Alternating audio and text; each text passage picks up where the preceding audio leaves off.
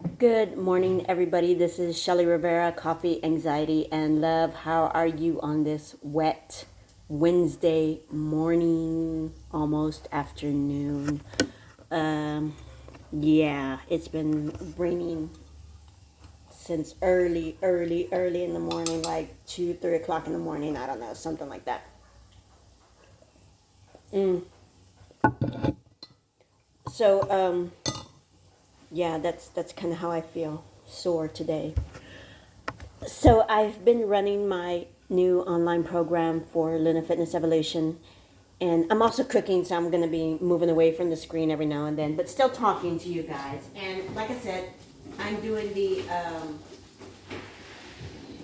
my program for Luna Fitness Evolution, 12 weeks. We're on week 2, day 2. I'm getting ready to finish up doing my hey baby. I'm getting ready to finish up making breakfast real quick. We're eating a little bit late, and then do my workout for the day. But I'm hoping that this program is working really well for people, and they're seeing results. Because even in just the past week or so that I've actually been doing it, I've actually seen some stuff happening with me. So that's where I'm at with that. We were talking this morning, CJ and I, about our budget and what we need to be bringing in for this month. And we got our number together. I know it's like the 10th and we are just now doing that, but nonetheless, we got our number. I think we're getting ready to do a really quick little sale for the Healthy Hippie Ranch as well, just on inventory that we have right now that we've been holding on to. We're trying to get some of that moved out the way so that we can start working on some new ideas that both of us have. I started thinking about some new ideas for my beadwork. Oh, I did finish my Mother's Day gift beadwork. So as soon as Monday comes around, I will share that because, like I said, that's a surprise. And I believe we'll just keep it as a surprise just in case, anybody's watching that shouldn't be seeing that. So we'll do that. But for coffee, anxiety, and love, let's get there. I just want to talk about the goals that you set for each month, if you do. And if you don't, maybe you should think about that or try to do something, even if it's a small short-term goal. It's just, for the week or for the month, not so much, a long-term goal. Those short-term goals are really, really helpful. They help you feel, I don't know, they just make you feel better when you do end up reaching them. And since they're short term, okay, so you don't make it, that's okay too. It was a small short term goal.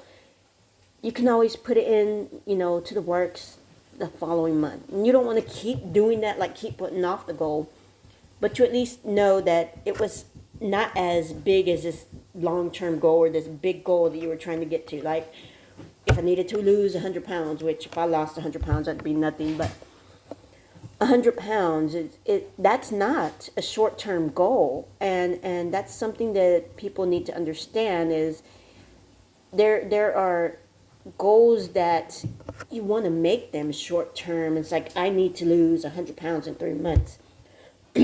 Okay, that's okay, depending on how much weight you already have on your body. That might be something you could possibly do. That is not something I would recommend, but 100 pounds of weight should be somewhat of a long-term goal. Now let's talk about, I want to lose a pound a week. That is a very good short-term goal. And that's an analogy, and I use that because that's something that I have in my head that's quick for me to access since I'm a trainer. But you know what I'm saying. You don't want to say, I'm going to make, $20,000 in a week. No, it's not impossible, but is that a big challenge? Yes. So make sure that when you do those goals and you start planning your goals, if you are making goals or if you would like to start doing short-term goals, make sure they're also reasonable and attainable. Don't do a short-term goal, I need to lose 100 pounds in a week. No, that's impossible. Healthy, you cannot do that. Healthily, no. To be healthy and try to lose 100 pounds in a week, You cannot do that. So make sure they're realistic goals. Make sure they are attainable. Make sure it's something that you can get to. Don't make it too easy to where you can do it the next day either. But make sure that you're making goals that are going to be significant enough that, you know, they're going to affect you in some way, or make you feel better in a way, you know. That way you feel accomplished. You feel like, yes, you know, I did this small thing. Great. Let me do the next step. Let's do this 2 times over. Okay, great. I did the 2 times over. Let's do this, you know, 10 times over now. And make it to where you can build up on those goals and feel better and know that you did something for you. These goals aren't for anybody else but yourself. Okay?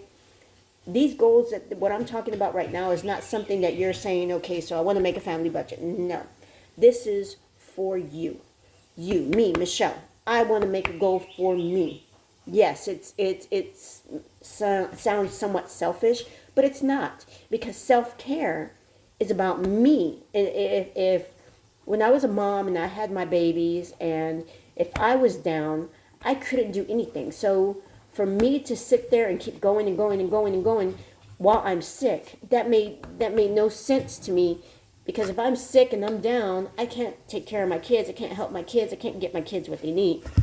So it's something like that. This is a goal for you, to make you feel better, to help you know that no matter what you set your mind to, you can do this. Even if it is these little bits at a time. Because these little bits at a time are stepping stones to this big goal that you're going to eventually get to. And that's the whole purpose of goals. You're making these little ones, little by little by little by little, until you've reached this. You've reached your 100 pounds. Little did you know. 10 pounds a month. Okay, the first 3 months I lost 10 pounds. That's 30 pounds. Okay, let's see if we can do 15. And you keep going. Oh, you know, keep going like that. Okay, so let's do more. Let's do this. Let's do that, you know. So if you're not setting goals, or you're not